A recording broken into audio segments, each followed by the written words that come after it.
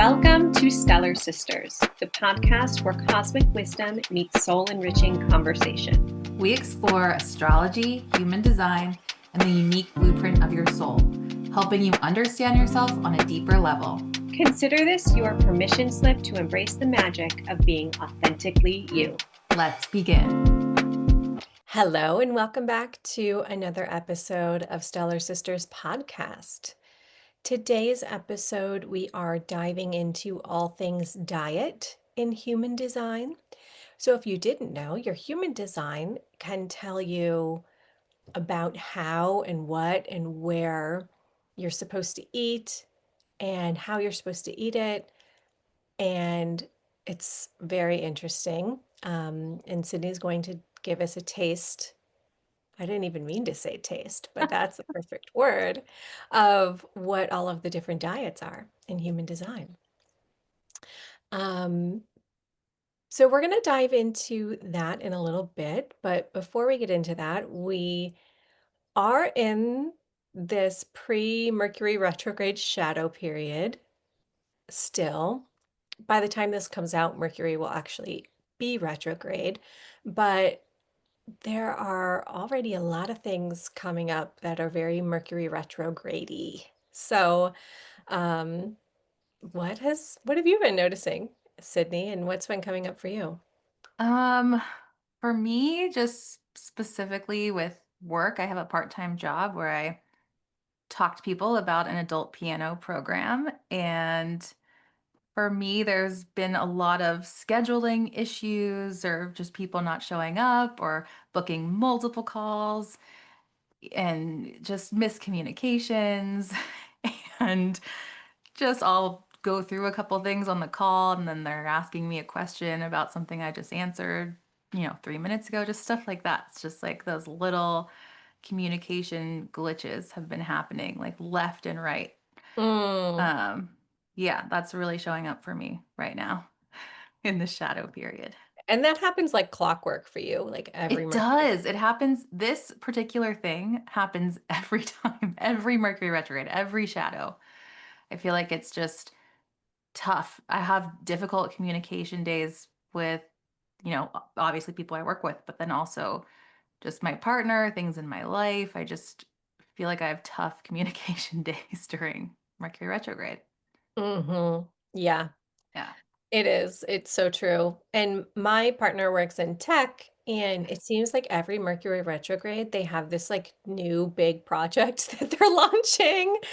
And I'm like, wow, the timing is either like really good or really bad with this coming out with a Mercury retrograde. It's just with him working in tech during Mercury retrograde, it's just always something ends up coming up. And Yeah.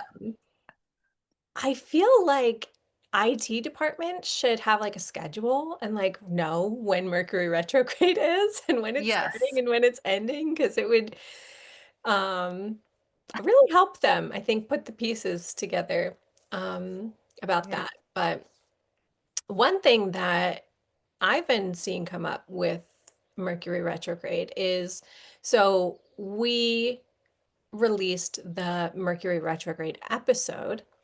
And in that episode, I talked about how Mercury is going to be retrograde during Thanksgiving and how Thanksgiving travel plans could be really dicey. There could be a lot of issues there. And I've been seeing all over the news about how air travel has been a mess lately because of the government shutdown and the shortage of air traffic controllers and TSA officers. That has been really affecting air travel. And they're starting to put out kind of like warnings to people that Thanksgiving travel, which is one of the busiest weekends for travel, I think, in the country, um, could be a really big disaster because of this like shortage of workers. And so I just think that is really interesting that that's happening at the same time as Mercury retrograde, because of course it is. Yeah, of course it is. Oh my gosh. I hope if you're traveling you make it there safely and it's easy. 'Cause there's nothing worse than especially if you have an expectation of getting somewhere and on time. There's nothing worse than that getting derailed. Yeah. But if you are traveling on Thanksgiving, um, if you haven't bought tickets yet, I would just build in a lot of extra time. Mm-hmm. Maybe, leave the day before or something like that if you can. Expect those delays. If you're driving somewhere, maybe just leave a couple of hours early. Make sure that you get your car checked, your oil changed, your tires checked before you leave, just kind of like double checking everything before you are taking a trip. Um, those are my best tips for Yes. travel during this Thanksgiving weekend. Chanel has visited me a couple times during Mercury retrograde, and without fail, something will happen to her car. One time she got a flat tire. One time her car just stopped working, like she needed a new alternator, right? Yeah, And like, I don't know, we can't make this up. It's random just things. Yeah. And they were insane. all during Mercury retrograde. Yeah. Um, and now I'm going to come see you in a week, and Mercury is going to go retrograde the day we leave. So please hope and pray for me Oh that my gosh. everything goes smoothly because I don't want to deal with car issues. Yeah, I me don't know neither. why I'm always coming to see you during Mercury retrograde. Why does I this always know. You think we would plan it better happen? since we like actually know what the planets are doing. I know. I Next know. time we'll have to really look at that way ahead of time. I know. Sometimes you just have to live your life though and not worry about it. I know. And that's what I mean is that, like, when I say don't let Mercury retrograde rule your life, and I'm Yeah. not. And Yeah. um, let's just let's just hope everything goes smoothly. Yes, it will. Um, One other thing I just noticed like 2 days ago, I mean, I don't know if this has anything to do with Mercury retrograde, but I just thought it was fun. I was on Netflix and one of the suggested things was a zodiac watch list. And apparently, I looked this up. I think this came out like the end of August, beginning of September. But they have a category for every single zodiac sign, and they suggest different shows or movies like based on your zodiac sign of what to watch. So I just think that that's super cool that that's on Netflix now, you know? That is really cool. That Yeah. is really interesting. Yeah. Like Scorpio, like each one has a tagline like Scorpios revel in mystery. Um, Gemini's spill the tea. Virgos are always hustling. Like, Yeah. it's just so funny. Um, but it's cool too because even if you aren't a Scorpio, like right now it's Scorpio season, and it's suggesting all these mysteries and thrillers and like on the list it was like Wednesday and You and Untamed. I don't know what Untamed is, but um I don't know. You're Yeah. kind of like in that vibe and you kind of want to watch certain things like depending on what season it is. So, Yeah. yeah. That is cool. That is fun. I like that. Yeah. And I'm thinking like you could watch for your sun sign or your rising sign, or Mhm. if you're watching just like for something like fun to do, you could even watch for the sign that's on your fifth house cusp.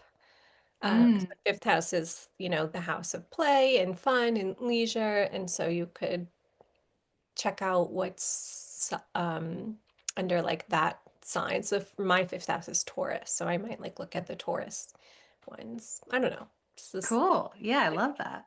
yeah.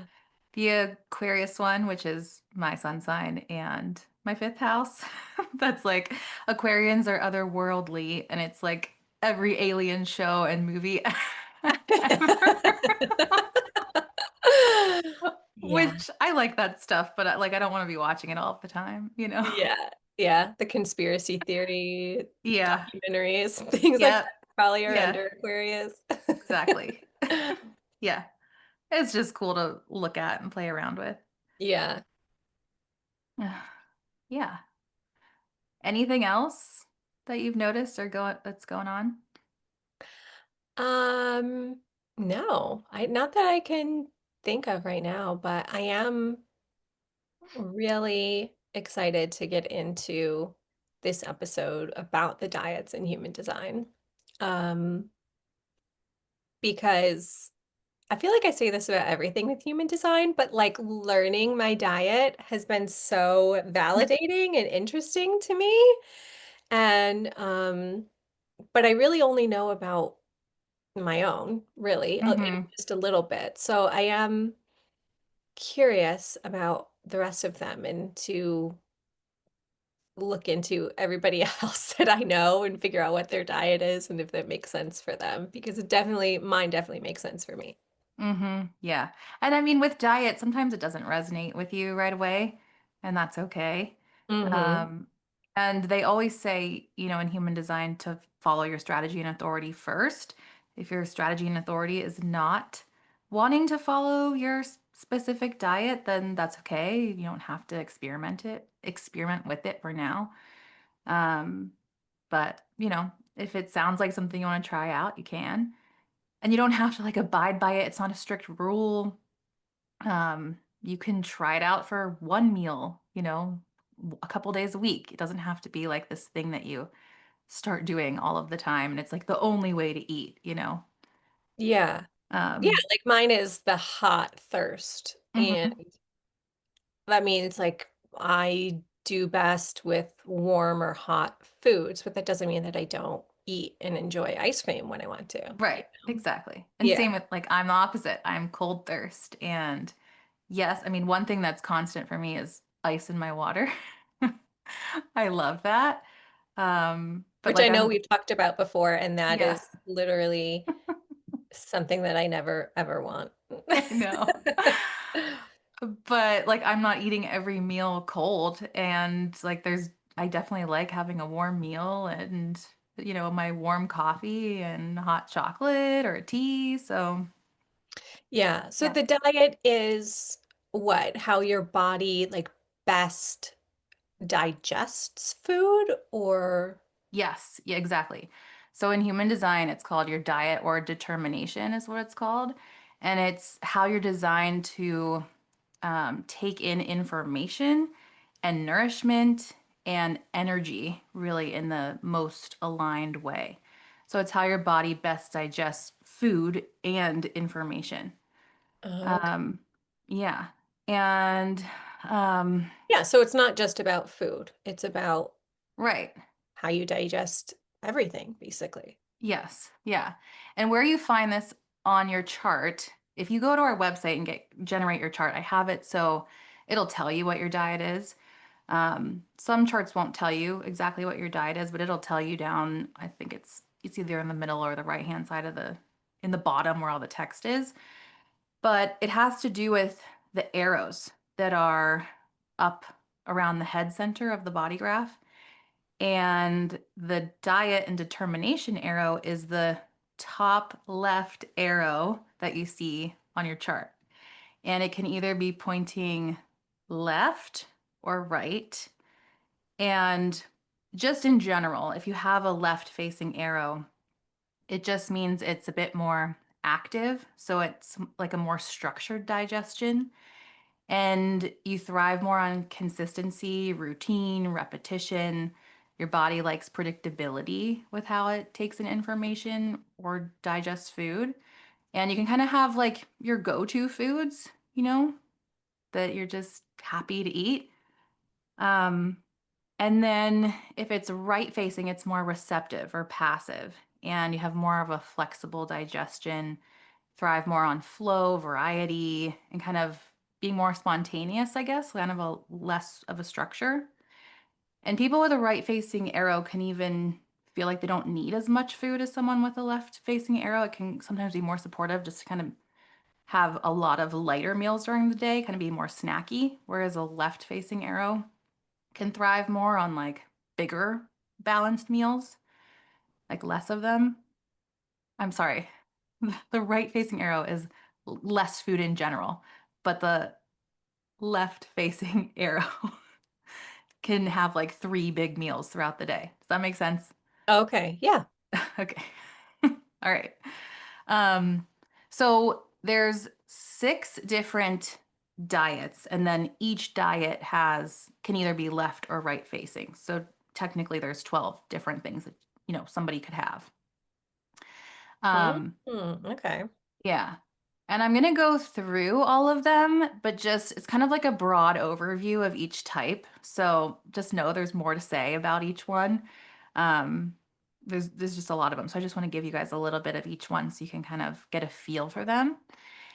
And I so yeah, like with this in human design and with everything in human design, like you can get so granular with everything. So you're just kind of gonna give us this broad overview of each type. But if yeah, this resonates with you and if it's something that you want to dive into or anything about your human design, you can book a reading with Sydney where she will go into so much more detail with you about your human design. So I just want to yeah. put that out there because Yes, thank you.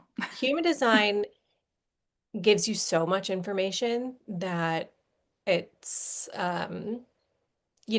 we just want to give you an overview of what this looks like now, but it Mhm. really is so cool how It much is. like information it can actually give you, and it can be really helpful. So I just want to throw Yeah. that out there. Thank you, Chanel. And I actually require you to have a reading first, a general reading with either me or somebody else. So you know what your strategy and authority is and maybe start practicing it a little bit and kind of get a feel for the energy around that before getting another reading that goes into this. This is called the Primary Health System in Human Design, or PHS is like the acronym for it. So you can book this on my website, but if you haven't ever had like just a general human design reading, you'd really want to do that first. And sometimes I do touch on one of the arrows in your regular reading, just depending on your chart and what's going on and some of the gates that you have. Sometimes you can have all left facing arrows or all right facing arrows, and that's pretty unique if you have all 4 arrows going the same direction. So sometimes I'll touch on it, but long story short, book a general reading before you actually dive into this extra part of human design. Yes. Um, and this is actually really good to know if you have a child. Can be supportive for even a baby to know what their diet is in human design. I think we touched on this in another episode, but like, if your baby has cold thirst, they might like cold breast milk or cold formula, whatever you're feeding them. And if they have hot thirst, they might thrive more on just, always eating something warmed up. Mm-hmm. Um, so it can be supportive to know this for a small kid too. And then I also want to say before I go into this that just a little disclaimer. Please don't take this as like, oh, well, like we were just saying, I have cold thirst, so I can only eat cold things. I don't want this to feel restrictive in any way. It's about supporting your body and listening to yourself. And a lot of times we can be conditioned to eat in ways that aren't right for us. And I know a lot of people can struggle with food or have issues with food or have an eating disorder or a tough relationship with food. So, again, I just want you to trust, honor yourself. You can experiment with this if it feels right for you, but I don't want it to be like this new set of rules that you have with food. Yeah. Um, yeah. So, That's a really good point. I really like that. Yeah. yes. Like just this is something that you can experiment with and be curious about, but Yeah. it doesn't have to be this rigid like set of rules that you have to follow. Yeah. And again, you can try it out for one meal a week and never try it again. Or maybe it feels good and you want to do it once a day. And some of these they're all different. You'll see when I go through them, but some of them have to do with your environment or the temperature. So we'll just go through it, and if it feels good for you, have fun, experiment with it. If not, take it or leave it. So the first diet is called appetite, and you can either have consecutive or alternating appetite. And think like hunter-gatherer times. Okay. So like people are designed with this to eat more simply, to eat one food at a time, to have whole foods. If you have a left-facing arrow and it says appetite, that means you have consecutive. So you're really here to just eat one thing at a time. So like eat all of the chicken on your plate. And maybe you just have chicken for that meal, you know? So it's not meant to like mix different flavors, mixing different foods. It's very simplified, very like if you were hunting, you would just eat a chicken and that's it, you know? Mm. And then once you get tired of that, you move on to the next food. And then if it's right facing, it's called alternating. And um, this is having a bit more of a variety, but still eating one thing at a time on your plate. So like having a bite of chicken, finishing that full bite, and then having a bite of rice and finishing that full bite and not like mixing the food together. Mm. Hmm. Um, and I just know eat. people who are like so um picky about that. Like, have you like people like will even buy those plates where like their food is in separate like compartments on the plate so their food doesn't touch? Yeah. I wonder if those people have this type of appetite. Yeah, maybe. And they're just like leaning into it naturally. Yeah. Um, but I yeah, don't have that because on I don't Thanksgiving either. I'm like mixing everything I together. know. Yeah, so it's not mixing your food, it's eating slowly, minimal seasoning on the food, just don't overcomplicate the meals. So Mm. that's appetite. And then the next one is called taste. So you can either have open or closed taste. And people with taste are more discerning with food. So they can still kind of eat the same thing over and over again.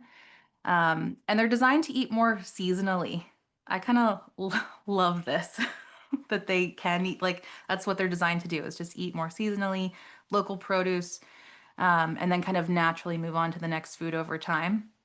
So if your arrow's pointing left with taste, you have open taste, and you're more open to trying new things.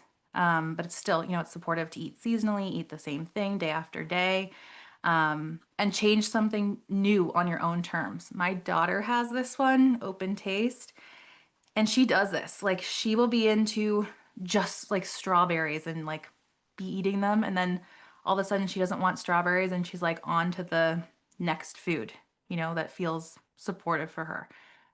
Bread and cream cheese that she's like dipping into it, and she like can eat the same thing over and over again. Mm. Um, and then the other one is closed taste. So this is right facing. And this one prefers familiar foods and consistent favorites. So not having as much variety as open taste. And with this closed taste one, like you can know if you like it or not just by looking at it. You can kind of Mm. tell if it's right for you or not. So don't feel like you have to force yourself to be diverse with food if you have this closed taste. If somebody's like, well, just try it. And you're just like, no, like I know I'm not going to like it. Mm. It's good to just trust yourself with that one. Yeah. But I think this taste, whether it's open or closed, can be tough when you have a kid because it's like, my kid, like these people can come off as really picky eaters as kids, Mm. and it can Mhm. be frustrating. Like, well, are they eating enough variety? But try to focus on the seasonal foods with these kids and see if that supports them in some way. Like right now, the apples, Faye is loving apples and pumpkin. She just had pumpkin bread yesterday. Just focusing Yeah. on whatever is in season is really supportive if you have taste. Yeah. And then thirst is what Chanel and I both have. Um, you can either have hot or cold thirst. And this is like the medicine of the opposite. So it's like you're kind of cold all the time, so you want hot foods, or you're hot and you need cold foods. It's kind of like that. And with Chanel, with hot thirst, that top arrow is going to be pointing left. And your body just thrives on warm food and drink. Heat supports digestion, so also the temperature, and also the temperature if you're learning something new, whatever that temperature is that's correct for you can be supportive. with thirst. And for me, I have cold thirst, so my arrow's pointing right. And that's just cold or room temp foods.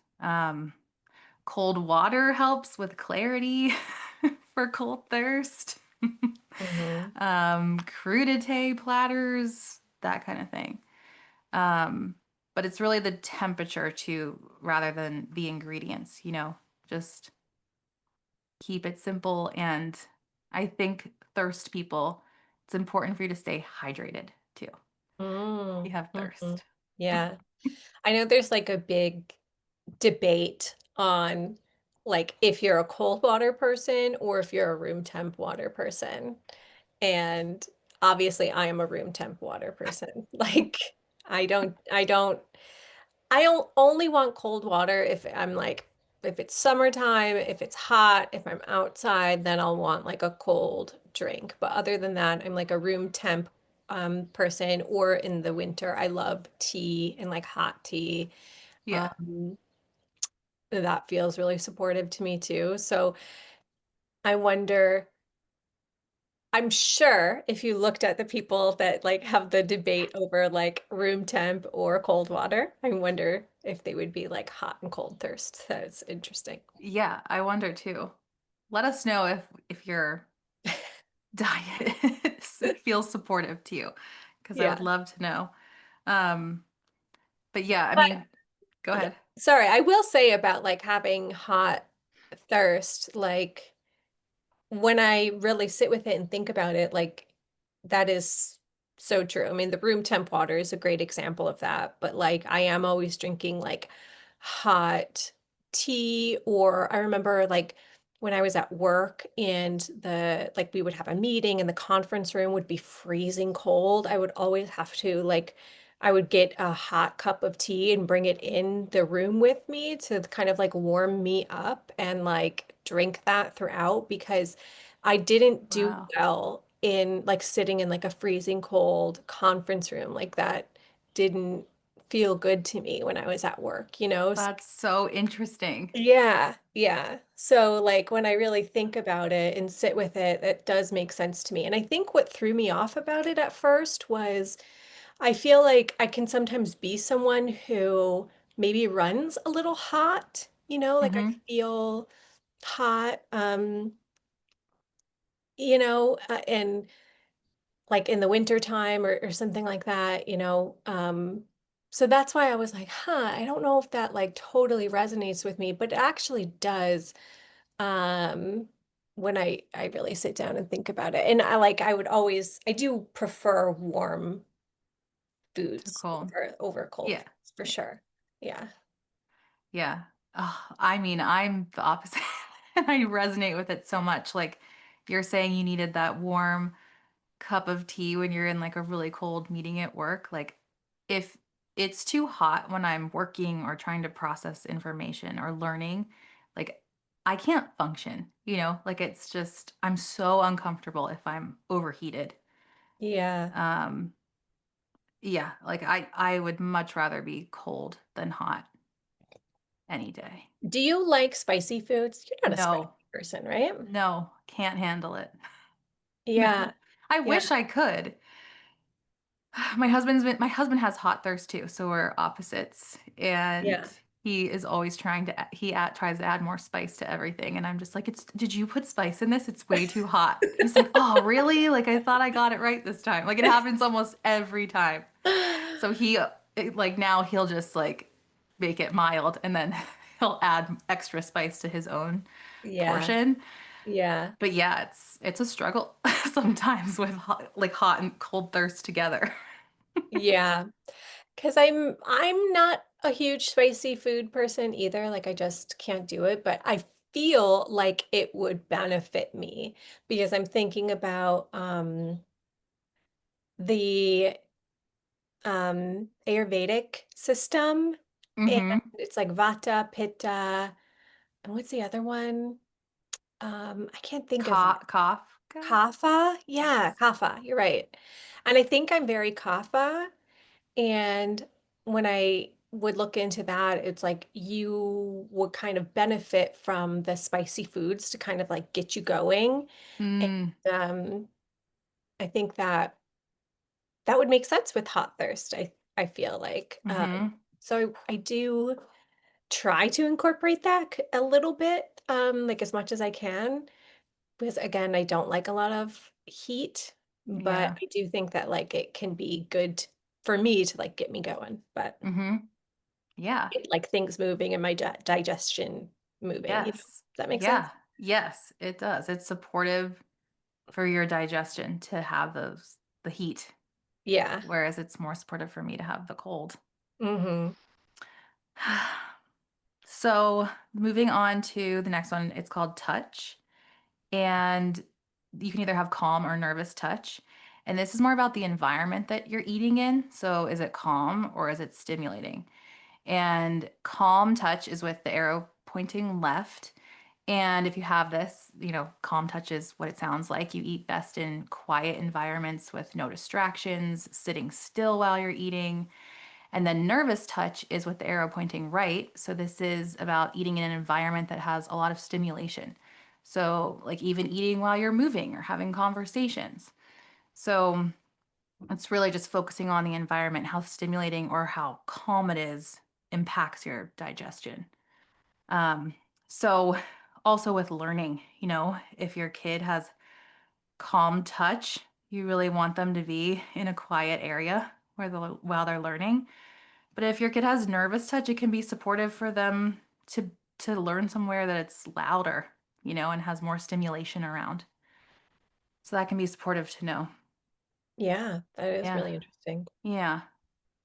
And then the fifth one is called sound, and you can either have high or low sound. And this is basically just, is it a pleasant high sound or a pleasant, low sound? And you're really digesting the sound around you with this one, kind of. And if you have high sound, your arrow's pointing left. So this is about eating in an environment that has a lot of sound. So listen to music, talk, have a lot of people around. And if it's low sound, you want to eat, this is the arrow pointing right. You want to have an environment that has limited sound. So even silence while eating can be helpful with this one. Um, Being able to think and kind of have your own inner dialogue while you're eating can be helpful for your digestion with low sound.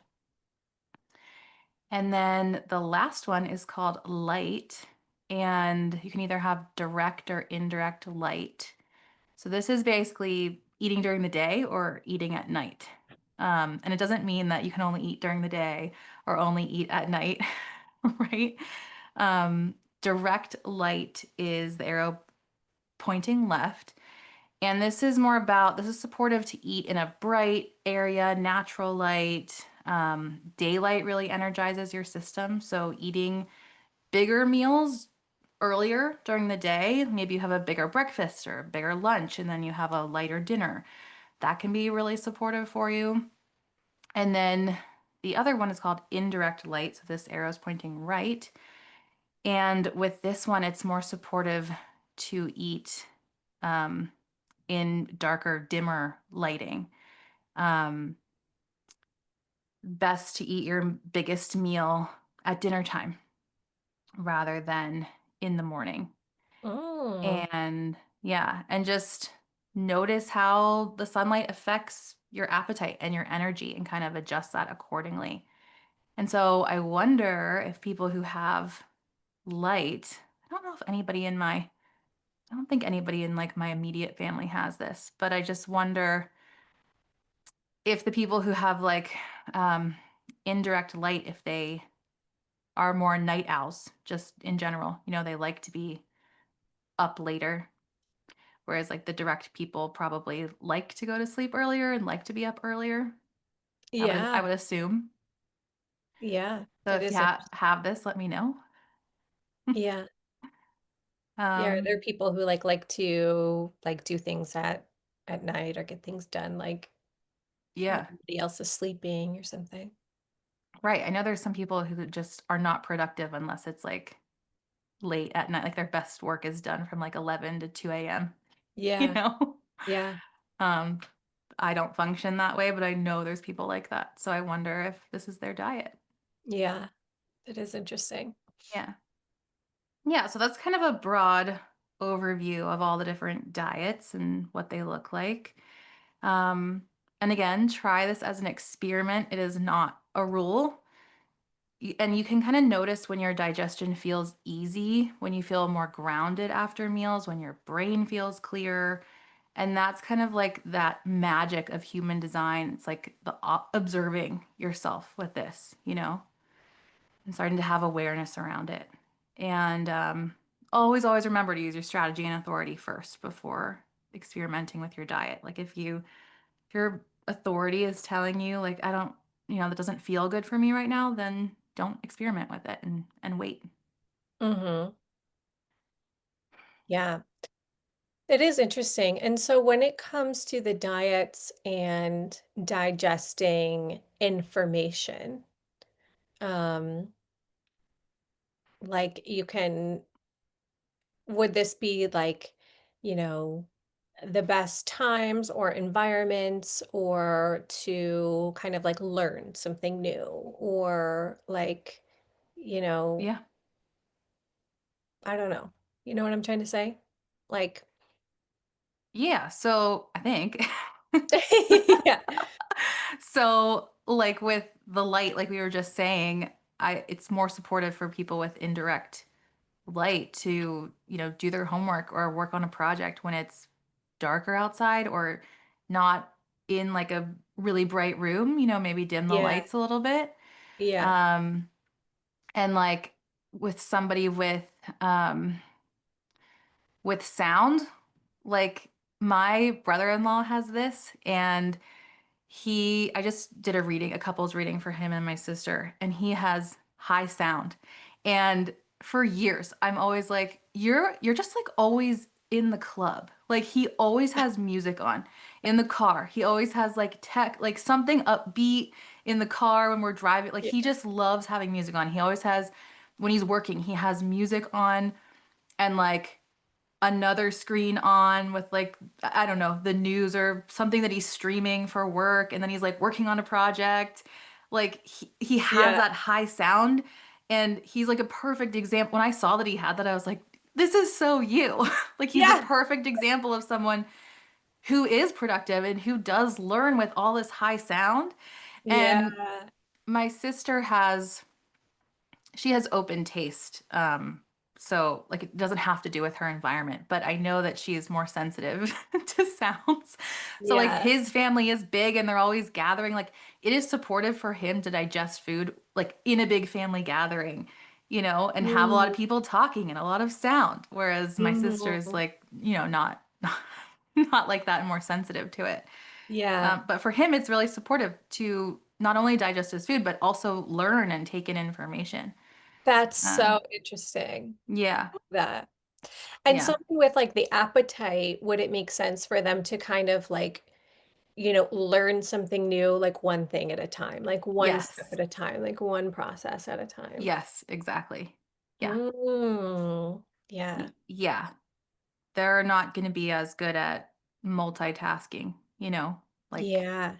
just focusing on one thing, simplifying it, and then moving on. Like once you've gotten that, move on to the next thing. That's Yeah. going to be Yeah. much more supportive for them. Yeah. It's so Yeah. interesting how it has to do with like diet, but also like learning and the Hmm. environment and how you process really things. Yeah. Just think of it just anything that you're digesting. It doesn't have to be food, you know, Yeah. information, whatever it is. Yeah. Super interesting. I love that. Yeah. Yeah, so if you want to learn more, you can always book a reading. I have mini readings up on the site. If you've gotten a general reading before, we can dive really deep into your primary health system and we go over not only your diet, but your environment and your perspective and your motivation and all of that. And there's even more layers with the diet. Like it goes over your greatest sense, and there's just so much to it. There's so Yeah. much detail with human design. And it can be really cool to learn all of that stuff. For sure. Yeah. Well, this is so interesting as always. And thanks for listening, everyone. If you feel called to rate us and review us, we would really appreciate it. It helps get the podcast out to more people. And if you're listening to this before Thanksgiving, happy Thanksgiving, everyone. Yeah, happy Thanksgiving. Thank you for being here. We appreciate you. Yes, we're so grateful for every listener, every download. Thank you for being here and supporting us. And we'll see you next time. Bye. Bye.